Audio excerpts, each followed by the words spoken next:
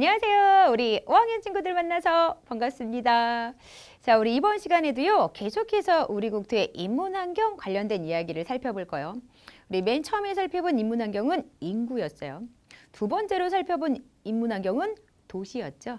도시의 수나 도시에 모여 사는 인구가 옛날 오늘날 어떻게 달라졌습니까? 이런 걸 좀 살펴봤잖아요. 그리고 이번 시간에 살펴볼 인문환경은 산업이라는 겁니다. 과연 우리나라 산업이 어떻게 발달해 왔을까요?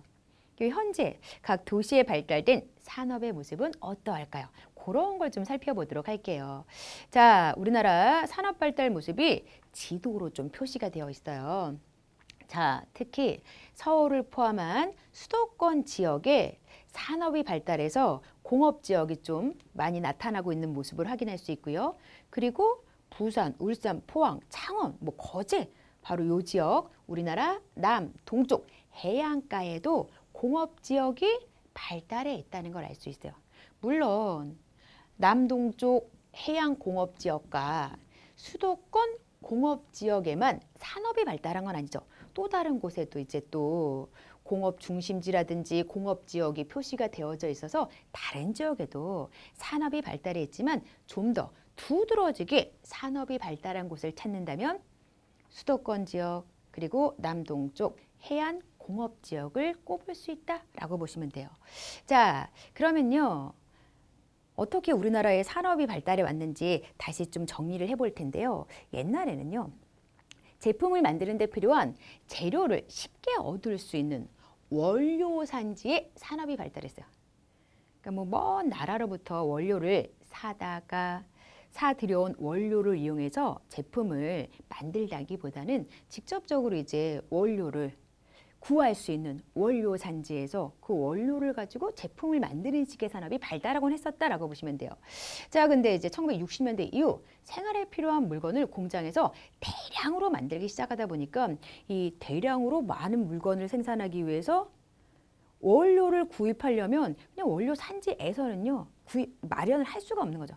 그래서 해외에서부터 많은 양의 원료를 사들여와서 우리나라 안에서 제품을 만드는 그러한 식의 산업이 발달하기 시작합니다. 그래서요. 생산에 필요한 원료를요. 주로 우리나라가 삼면이 바다로 둘러싸여 있다 보니까 배로 수입을 해요.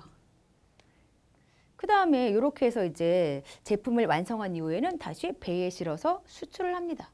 그러다 보니까 배로 원료를 수입하고 완성된 제품을 수출하기에 편리한 바닷가 쪽에 산업이 발달하기 시작하죠. 그게 우리나라 여러 곳 중에서도 바로 남동쪽 해안가였던 겁니다.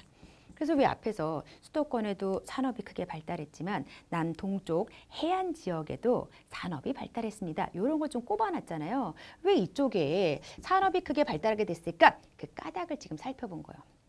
1960년대 이후부터는 이제 대량으로 물건이 만들어지기 시작하면서 생활에 필요한 원료를 배로 수입하고 완성된 제품을 다시금 배로 수출하는 그런 모습이 나타나다 보니까 이러한 산업활동에 유리한 바닷가 쪽 남동 해안가의 중화공업단지가 형성되었고 산업의 종류도 다양하게 바뀌었다라는 것이죠. 자, 그 다음에는요. 오늘날 같은 경우는요. 당연히 이제 과학기술이 발달하면서요. 첨단 산업이 빠르게 성장하는 그런 모습이 나타나고 있기도 하죠. 자, 다음으로는요. 지역별로 각각 다양하게 발달한 산업의 모습을 보도록 할게요. 여러분, 산업이라고 하는 걸 간단하게 설명하면요. 생활에 필요한 무언가를 생산하는 경제활동을 가리키는 겁니다. 생활에 필요한 무언가를 생산한다고요? 자, 그런데 그러한 산업의 모습 중에서도요. 시멘트를 생산하는 산업은 시멘트 산업이라 그러겠죠. 자동차를 생산하는 산업은요. 자동차 산업. 여러 도시별로 산업이 발달했다라고 해도요. 그 도시의 특징과 관련지어서 그 도시마다 발달한 산업의 모습은 다르더라라는 겁니다. 대표적으로 이제 제주도부터 설명해 드리도록 할게요. 여러분, 제주도는요. 화산 활동으로 만들어진 화산섬이에요. 그러다 보니까 이제 화산 지형과 같은 독특한 자연 환경을 많이 볼 수 있어요. 그리고 섬이다 보니까 사방이 바다로 둘러싸여 있겠죠.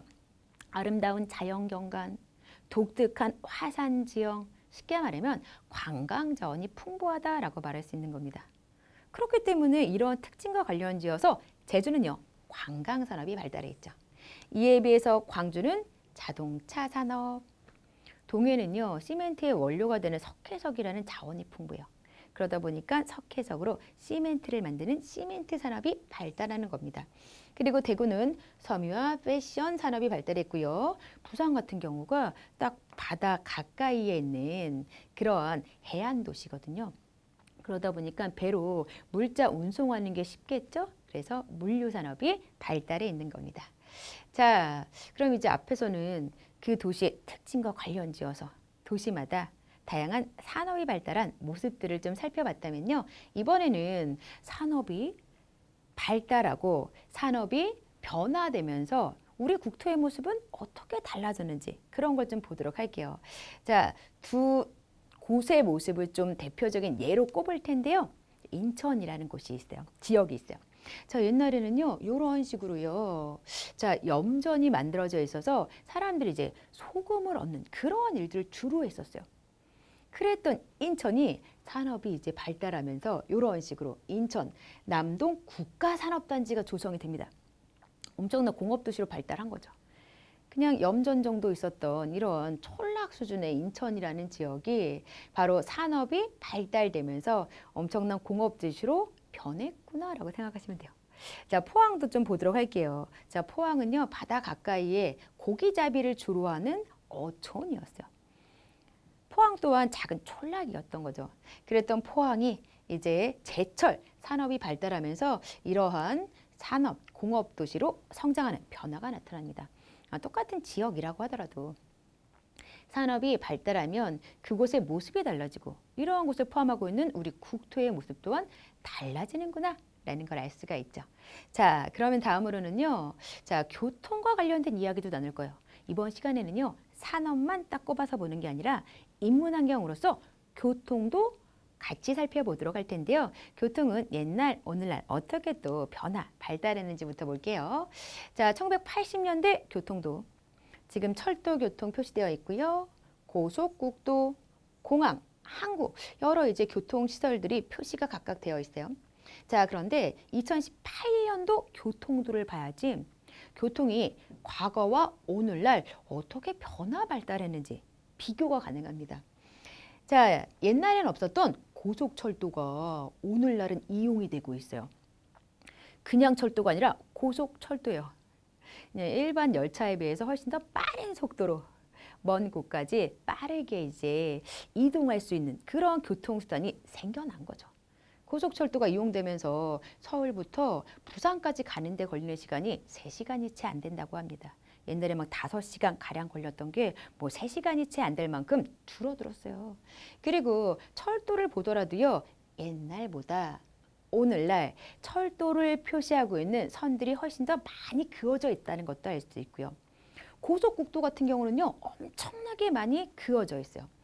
자, 옛날에 이제 서울부터 부산까지 가기 위해서는요. 경부고속도로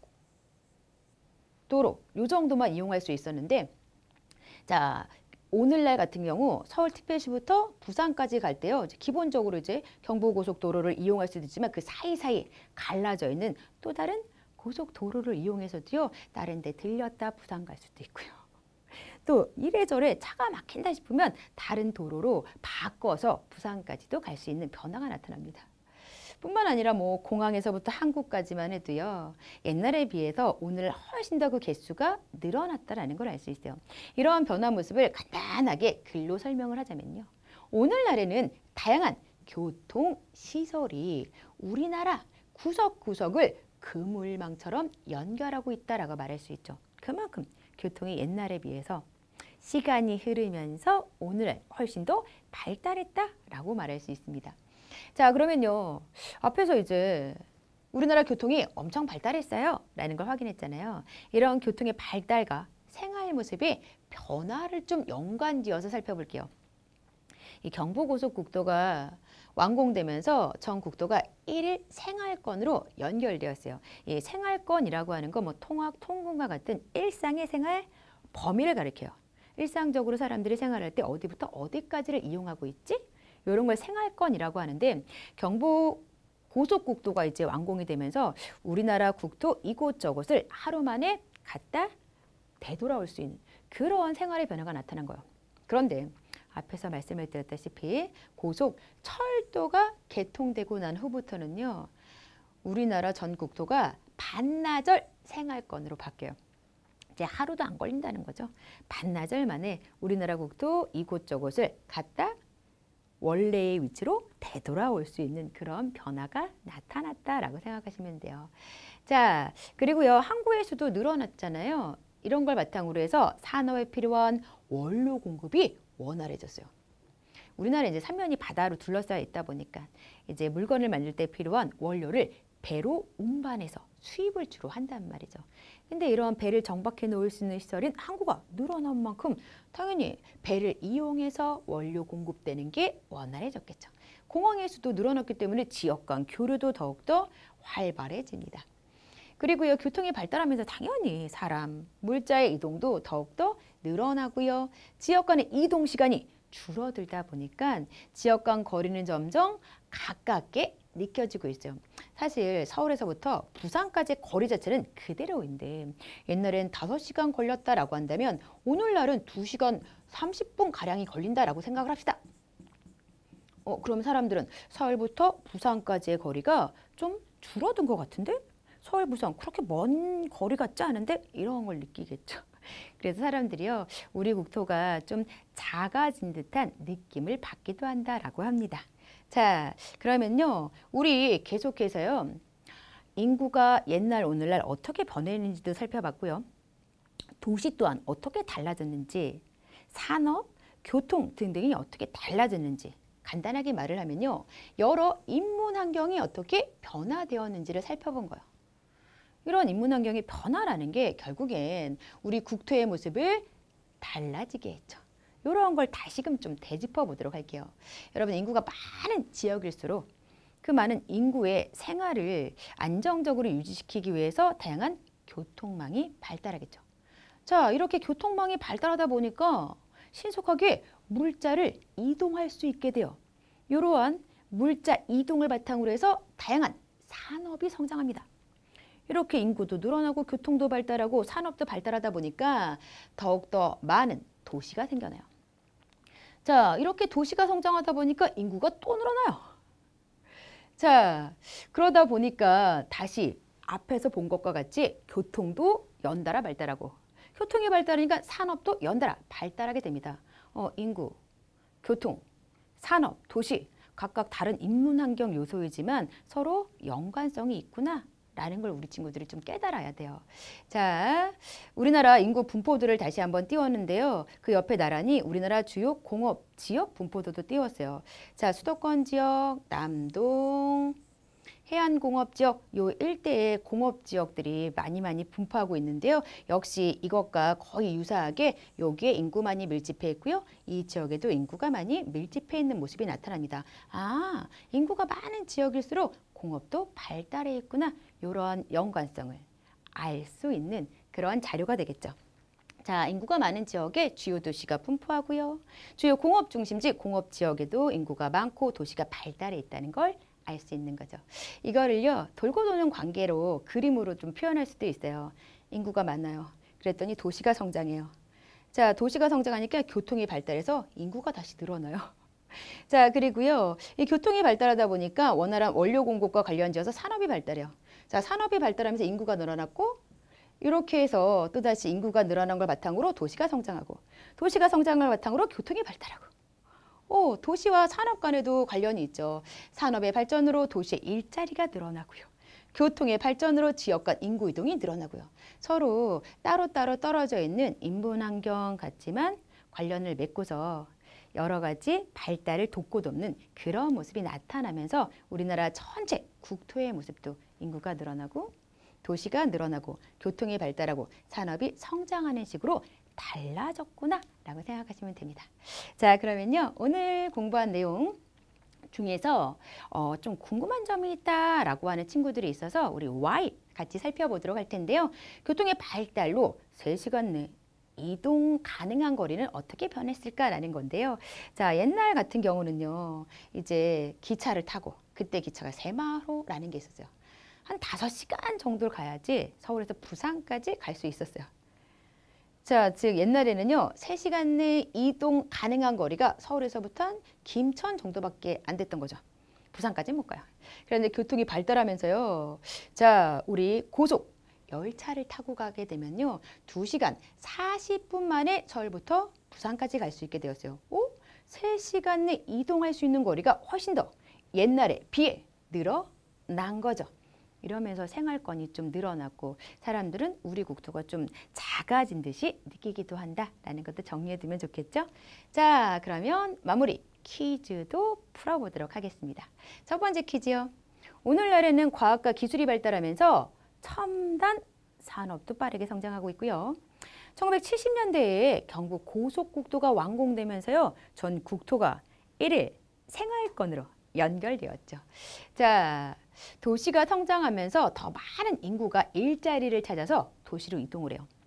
그러다 보니까 이 많은 인구와 관련지어서 당연히 교통도 발달하고 인구가 많다 보니까 노동력 확보가 쉬워서 산업도 더욱더 발달하는 그런 모습이 나타납니다. 도시, 인구, 교통, 산업 서로 유기적인 관계를 맺고서 국토를 변화시키고 있다라고 정리하시면 되겠죠.